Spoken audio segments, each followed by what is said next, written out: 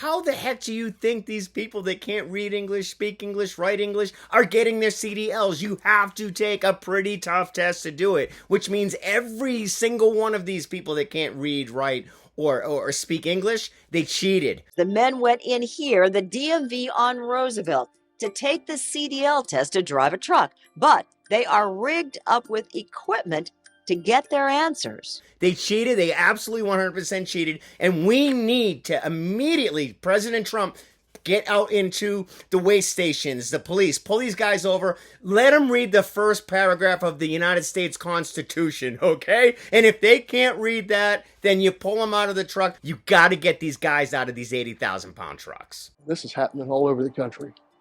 Maybe from Jacksonville, we can make a difference. Now to a First Coast News investigation. Big trucks, big scheme. And we're going to start with this. Why is there a hole in this T-shirt? You can see the hole right there.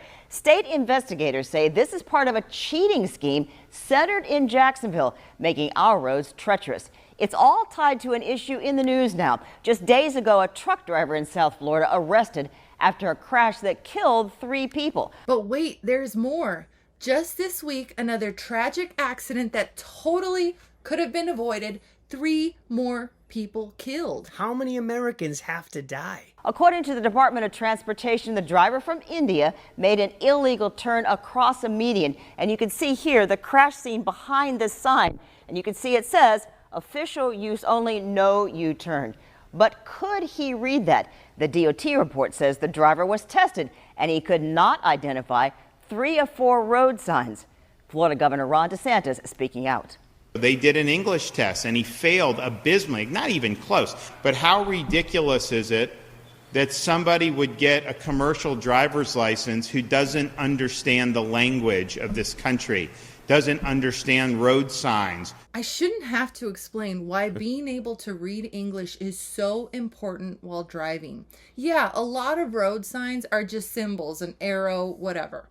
But a lot of them are written out, especially the ones that are telling you about something unexpected, be it road conditions, a weather advisory.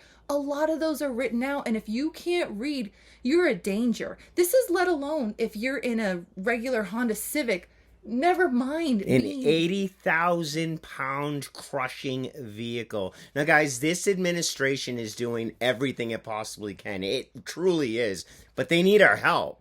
And just hang in there because the answer is coming up. Tonight, First Coast News has obtained evidence on how people in Jacksonville are cheating to get on our roads in big trucks. And to explain, let me take you back to an awful night in Nassau County that shattered the life of this local mom. There's a car that crashed. Oh my God. 911 calls from 2017. I-95 near Yulee, a 26-car pileup, and inside this car, Connor Design, a new graduate of Creekside High. No mother should be forced to lose their babies. His mom back then showing me her necklace. Do you find yourself touching that a lot? Like that? It's from the funeral home. It's his fingerprint. Now she has something new to say along with her attorney, Curry Padgett. Commercial truck drivers who can't read and speak English, take them off the road because they're killer drivers. Padgett says the trucker who crashed into Connor could not read English. His name, Yadwinder Sangha. Padgett says Sangha, who speaks Punjabi, used an interpreter in his tape deposition under oath, and he admits this. I don't read English.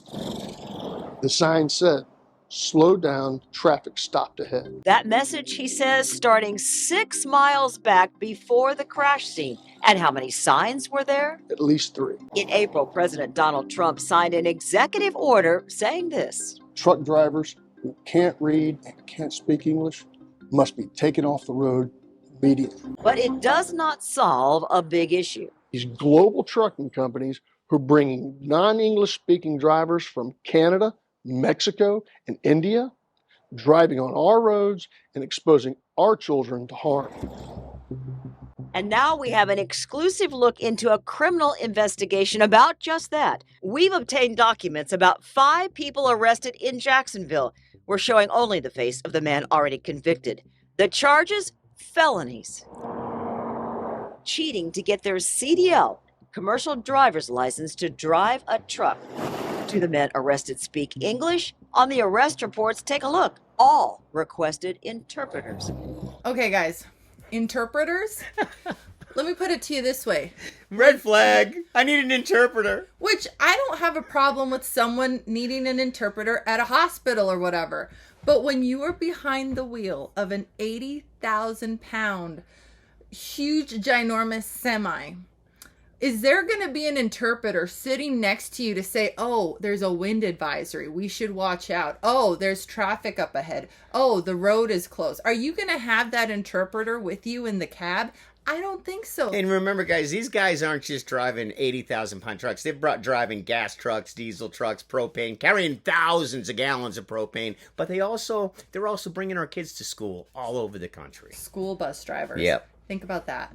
The arrests fall under the Bureau of Criminal Investigations and Intelligence from the Florida Highway Patrol. It's complex. This is a very elaborate case. It is. Sergeant Dylan Bryan with FHP says there is now an investigation statewide across Florida. Dozens and dozens of cases, he says. And the cheating scheme centered in Jacksonville.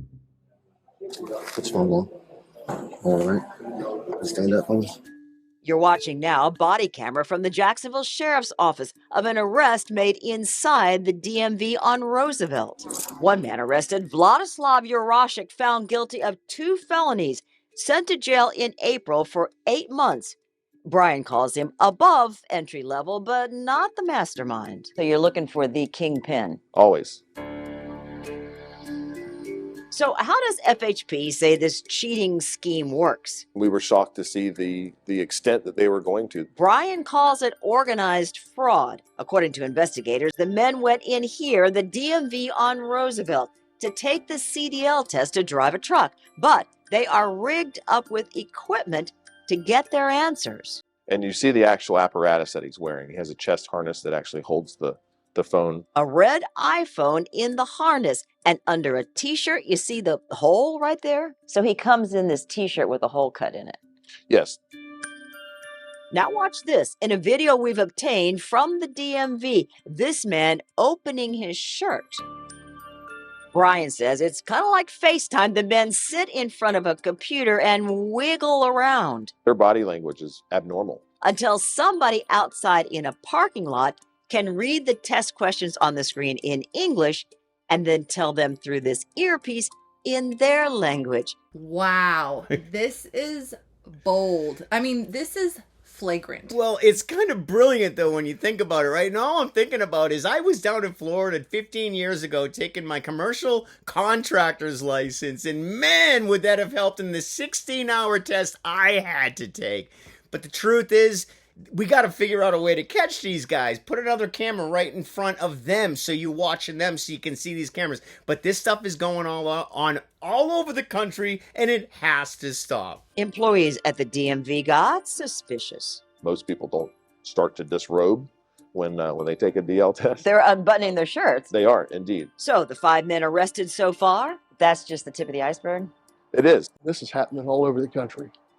Maybe from Jacksonville, we can make a difference. Now, they were caught in Florida, but this stuff is going on all over the country. How the heck do you think these people that can't read English, speak English, write English are getting their CDLs? You have to take a pretty tough test to do it, which means every single one of these people that can't read, write, or speak English, they cheated. They cheated. They absolutely 100% cheated. And we need to immediately, President Trump, get out into the way stations, the police, pull these guys over, let them read the first paragraph of the United States Constitution, okay? And if they can't read that, then you pull them out of the truck. You don't lock them up. You put them in you bring them back to a comfortable place they can sit until somebody, their family or somebody else can come pick them up at the police station. You got to get these guys out of these 80,000-pound trucks. Okay, guys, so this has me thinking. How many DMV workers in states all over America are missing this? This is not an isolated incident. So, and no offense to DMV workers as I proceed to insult DMV workers. I mean, you guys know how it is. Imagine how many people, drivers that shouldn't be on the road, slipped through the cracks in all these states. They didn't slip through the cracks. They cheated through the cracks. It's impossible to pass a CDL. It's a tough test, guys. Impossible unless they cheated. Now we know how they cheated. So what does all this mean for Connor's mom? Pisses me off. She says the executive order is not enough. Another president could wipe it away, rescind it. So she's pushing for Connor's law. Make it stick with a federal law and give officers the power to take away the keys from drivers who cannot understand English. These big trucks kill people. They are killers when they get in crashes. You and I in our Hyundai get killed. They walk away. Connor's Law is a bill now in Congress. It has 14 sponsors, including Representative John Rutherford from our area. Connor's mom is hoping people will sign a petition on change.org to get it passed. You can find the link in my story, Big Trucks, Big Schemes, on First Coast News. I can't express to you how important Connor's Law is right now. President Trump, yes, can pass an executive order, but it means nothing without congressional approval, guys. Eventually, someday, hopefully very, very far off in the future, our Democrat will get back in office again, and they will wipe everything that Trump has done away, and he's done some really good things. This is one of the good things he's done. Simple. If you can't read, speak, or write English, you're off the road, period. But we need to pass this in Congress. And when you talk about Connor's Law, this mom that lost her kid, what a perfect way to name a law. We need legislation that is immediately going to allow police all over the country and in way stations to pull these guys over, give them a reading test, give them a writing test, whatever they need to do, and pull them out of the trucks, get them off the road to protect us and our families. Yeah, and guys, this is where we actually can affect change. Obviously, Congress on its own accord isn't going to get much done. The shutdown is proof of that. Right. But I tell you what, when people get behind something, change happens. When you start calling your representative and saying, hey, Connor's Law, I want that passed, change happens. So this is where we can take our power back and make our roads safe again. We got to do it, guys, but we got to stand up as Americans and start speaking up. We did it in the last election. We're slowly starting to speak up, bubble up against the things that were wrong in this country, and a lot of good things are happening. This is one thing we can stop next week. Call your congressmen, call your senators, talk to your local representatives, do whatever you can. Let's get Connor's Law passed, and let's get these guys off the road. We'll see you in the next video. Bye, guys.